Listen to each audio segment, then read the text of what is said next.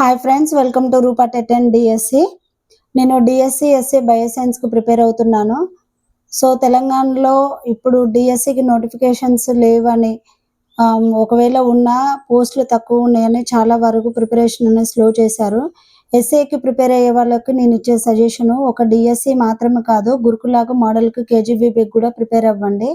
గురుకులాలో ఇప్పటికిప్పుడు నోటిఫికేషన్ ఇస్తే 8,000 నుంచి 10,000 వరకు ఖాళీలు ఉన్నాయి. డిఎస్సిలో వచ్చేసి మనకు ఇంకా రిటైర్మెంట్స్ జరుగుతూనే ఉన్నాయి. రిటైర్మెంట్స్ జరిగితే పోస్టులు ఉండే అవకాశం ఉంది. ఎస్జిటి వాళ్ళకు ఎటు లేదనే ఎక్కువనే పోస్టులు ఉన్నాయి. కొంచెం ఎస్ఏ వాళ్ళకి పోస్టులు తక్కువ ఉన్నాయి. వాళ్ళు గురుకులకు కూడా ప్రిపేర్ అవ్వండి. నేను కూడా గురుకులకు ప్రిపేర్ అవుతున్నాను. మనకు కావాల్సింది ఒక టీచర్ జాబు. అది ఏ రూపంలో వచ్చినా మనము సక్సెస్ అయినట్టే. అయితే నేను ఈ టైంలో నోటిఫికేషన్ లేనందుకు చాలా వరకు ప్రిపరేషన్ వెనుకబడుతున్నది. ప్రిపరేషన్ వెనుకబడే వారి కోసము అందులో నేను కూడా ఉన్నాను. సో నేను క్లాసెస్ చేద్దామన్న ఉద్దేశంతో నేను వీడియోస్ చేస్తున్నాను. సో ఎవరైతే జాబ్ చేసే వాళ్ళు ఉన్నారో, హౌస్ వైఫ్స్ ఉన్నారో, కొత్తగా ప్రిపరేషన్ స్టార్ట్ చేసిన వాళ్ళకు నా వీడియోస్ చాలా ఉపయోగపడతాయి. నేను చివరి వరకు అంటే జాబ్ వచ్చేంత వరకు మీతోటే ఉంటాను. సో ప్రతిరోజు క్లాసెస్ అప్లోడ్ చేస్తాను. ప్రతిరోజు నా వీడియోస్ చూసి మీ ప్రిపరేషన్ అనేది ఇంప్రూవ్ చేసుకోండి. సో నా వీడియోస్ని లైక్ చేసి సబ్స్క్రైబ్ చేసి ఆదరిస్తారనుకుంటున్నాను. సో చూద్దాము. ఫస్ట్ లాస్ట్ వీడియోలో వచ్చేసి మన ఆహారం కంప్లీట్ చేసుకున్నాము. నెక్స్ట్ అయస్కాంతాలతో ఆటలు, వర్షం ఎక్కడి నుంచి వస్తుంది, ఈ 2 లెసన్స్ మనకు అవసరం లేదు. ఇవి ఫిజిక్స్ కెమిస్ట్రీ వాళ్ళు చూసుకుంటారు. నెక్స్ట్ లెసన్ వచ్చేసి జంతువులు ఏమి తింటాయి. అయితే నేను టెక్స్ట్ బుక్ ప్రతిసారి చూడకుండా మనకు షార్ట్ నోట్స్ రూపంలో క్లారిటీగా నీట్గా నేను నోట్స్ ప్రిపేర్ చేశాను. సో నోట్స్లో చూద్దాము. జంతువులు ఏమి తింటాయి. 600 మిలియన్ సంవత్సరాలకు పూర్వం ప్రీకెంబ్రియన్ కాలంలో మొదటగా జంతువులు ఆవిర్భవించాయి. ఎగరలేని పక్షులు వచ్చేసి పెంగ్విన్, ఆస్ట్రిచ్, ఈము, రియా. వీటికి రెక్కలు ఉంటాయి కానీ ఇవి ఎగరలేవు. ఈము పక్షి ప్రపంచంలోకెల్లా 2వ అతిపెద్ద పక్షి. జంతువులు ఆహారాన్ని వేటి ద్వారా కనుక్కుంటాయి చూద్దాము. వాసన, చూపు, వినడము, రుచి, స్పర్శ ద్వారా కనుక్కుంటాయి. కోతులు మాంసాహారుల వల్ల ఇతర జంతువులను కూడా తింటాయి. సో కొన్ని జంతువులు ఆహారాన్ని ఏ విధంగా గుర్తిస్తాయో చూద్దాము. కుక్కలు వచ్చేసి వాసన ద్వారా, రాబందులు దృష్టి ద్వారా అంటే చూపు ద్వారా, గబ్బిలము వినికిడి ద్వారా, సరీసృపాలు రుచి ద్వారా గుర్తిస్తాయి. పాండస్కేటస్, వీటినే గుంటగురుగు కీటకం అని కూడా అంటారు. ఇది నీటిపై పడ్డ కీటకం యొక్క అలలను అంటే వైబ్రేషన్ను గుర్తించి అది పట్టుకొని ఆహారంగా తీసుకుంటుంది. జంతువులను 6 ప్రాథమిక సమూహాలుగా వర్గీకరించారు. అవి వచ్చేసి అకశేరుకాలు, చేపలు, ఉభయచరాలు, సరీసృపాలు, పక్షులు, క్షీరదాలు.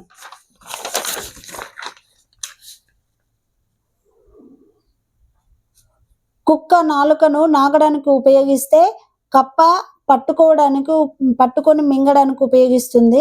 భూమి మీద ప్రస్తుతం జీవించున్న జంతుజాలలో 54,000 క్షీరజాతులు ఉన్నాయి. క్షీరజాతులను అంటే పాలిచ్చి పెంచే వాటిని క్షీరజాతులు అని అంటారు. స్పంజికలు, ఇవి కదలవు, ఒకే దగ్గర ఉంటాయి, వీటికి చలనము ఉండదు. ఇవి వచ్చేసి అకశేరుకాలు, ఇవి ఒకే ప్రదేశంలో స్థిరంగా ఉంటాయి. నెక్స్ట్ కోళ్ళు కాళ్ళతోటి నేలను చెలిగి ముక్కుతో పురుగులను తింటుంది.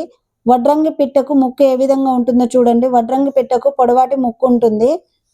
దీని సహాయంతో చెట్ల బెరడును తొలగించి వాటి కింద ఉండే చీమలను, చదపురుగులను తింటుంది. కొంగ ముక్కు చాలా పొడవుగా ఉండి ఇది నీటిలో చేపలను పడుతుంది. గద్ద ముక్కు చాలా బలంగా కొక్కెంలాగా ఉంటుంది. ఇది మాంసం చీల్చడానికి ఉపయోగపడుతుంది. చిలుక ముక్కు వచ్చేసి బలంగా వంకర తిరిగి ఉంటుంది. ఇది పండ్లు, గట్టి విత్తనాలను కొరికి తినడానికి ఉపయోగిస్తుంది. గద్దలకు మాంసాన్ని చీల్చడానికి గోర్లతో పాటు కొక్కెం లాంటి ముక్కు కూడా ఉంటుంది. తేనెపిట్ట, దీనినే హమ్మింగ్ బర్డ్ అని కూడా అంటారు. దీని ముక్కు వచ్చేసి పొడవుగా సన్నగా ఉంటుంది. కాకులను సహజ పారిశుద్ధ కార్మికులు లేదా న్యాచురల్ స్కావెంజర్స్ అని అంటారు. అయితే ఇప్పుడు ప్రస్తుతము కాకుల కంటే ఎక్కువ పావురాలు అయిపోయాయి. పావురాలు అనేటివి ఇతర దేశం నుంచి వలస వచ్చాయి. జంతువులు పరపోషకాలు, అవి సొంతంగా ఆహారాన్ని తయారు చేసుకోలేవు. ఇవి ఇతర జీవుల మీద ఆధారపడతాయి. కప్ప జిగురుగా ఉండే పొడవైన నాలుకను కలిగి ఉంటుంది. అదొచ్చేసి ఈ విధంగా ఉంటుంది. ఇలా చివరికి ఈ విధంగా 2 చీలిన భాగాల్లాగా ఉంటుంది. దీనిని బైఫర్కేట్ అని అంటారు. సో, కప్ప అనేది కీటకాన్ని ఈ విధంగా నాలుక పొడవుగా చాచి లాక్కొని మింగేస్తుంది.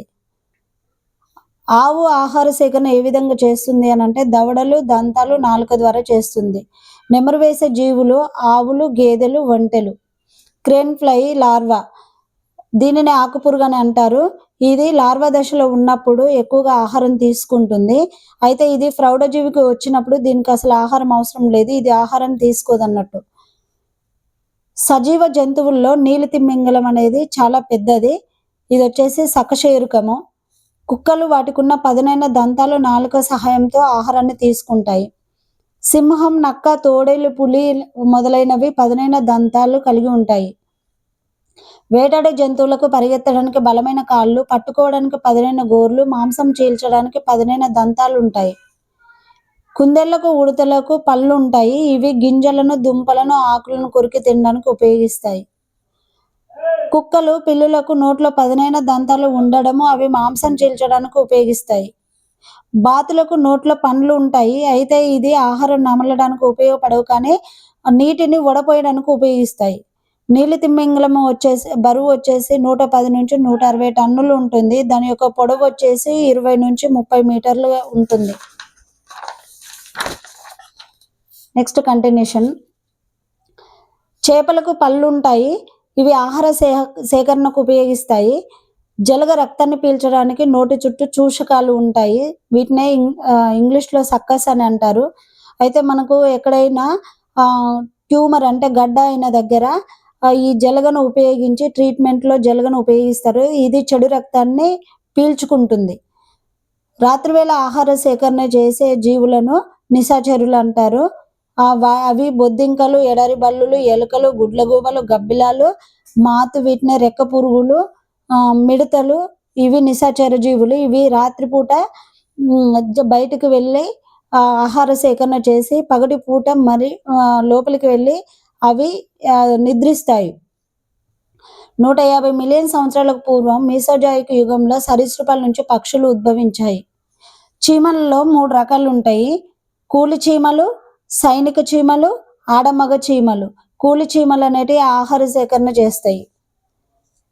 చీమలు హనీడ్యూ అనే పదార్థం కోసం ఎఫిడ్స్ అనే ఒక రకమైన కీటకాలను పెంచుతాయి. ఎడారి జంతువులు చాలా వరకు నిశాచరులు. ఇవి పగటిపూట వేడిని తప్పించుకోవడానికి బొరియల్లో నివసిస్తాయి. చీమలు ఒక రకమైన శిలీంధ్రాన్ని ఆహారంగా తీసుకుంటాయి. దీనికోసం ఆకులను చిన్న చిన్న ముక్కలుగా కత్తిరించి ఒక పాన్పు వలె తయారు చేసి అందులో శిలీంధ్రాన్ని పెంచుతాయి. చిరుతపులి పిల్లి కుటుంబానికి చెందింది. అంటే ఈ 2 ఒకే కుటుంబానికి చెందినవి అన్నట్టు, పిల్లి, చిరుత. సో ఇది వచ్చేసి 12 నుండి 17 సంవత్సరాలు జీవిస్తుంది. చిరుతపులి 12 నుండి 15 సంవత్సరాలు జీవిస్తుంది. పక్షులను సకశేరుకాలు అనడానికి కారణం వీటికి వెన్నెముక ఉంటుంది.